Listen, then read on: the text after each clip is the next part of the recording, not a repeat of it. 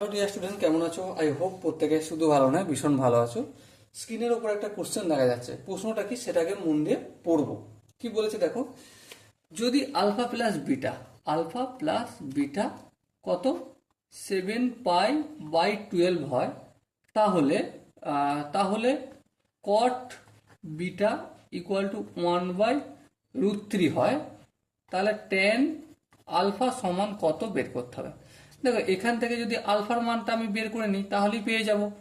আলফার মানটা কোথা থেকে পাবো? এখান থেকে যদি আমি বিটার মানটা পাই তাহলে পেয়ে যাব। হ্যাঁ, তাহলে কট বিটা ইকুয়াল টু কট কত ডিগ্রির মান হচ্ছে 1/√3। ডেফিনেটলি কট কত ডিগ্রির মান 60 ডিগ্রি। হ্যাঁ, 60 ডিগ্রিকে আমি π/3 লিখতে পারি। হ্যাঁ, তাহলে বিটার মান কত পেলাম? π/3। এবারে এখান থেকে দেখো আলফা ইকুয়াল টু 7π/12, আর এই যে প্লাস বিটার হচ্ছে অপর দিকে গেলে কি হয়ে যাবে? মাইনাস হয়ে যাবে। আর বিটার ভ্যালু হচ্ছে 5/3, এই π/3 পুট করলাম। 12 আর 3 লসাগু অবভিয়াসলি 12, 12কে 12 দিয়ে ভাগ করলে 1, 1কে 7π দিয়ে গুণ করলে 7π, মাইনাস 3 4 12 4 হবে ভাগফল, 4কে পাই দিয়ে গুণ করলে 4π।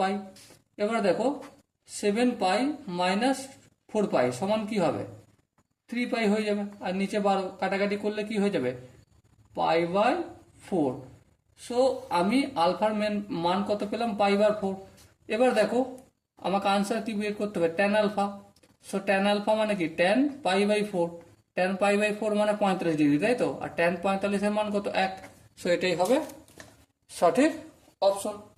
আই হোপ প্রত্যেকের বোঝা গেছে। যদি কোনো জায়গায় ডাউট থাকে বা কনফিউশন থাকে তাহলে কমেন্টে জানিও। ওকে, সো ডিয়ার স্টুডেন্ট, দেখা হচ্ছে পরবর্তী সেশনে। ততক্ষণ পর্যন্ত ভালো থেকো, সুস্থ থেকো এবং জয় হিন্দ।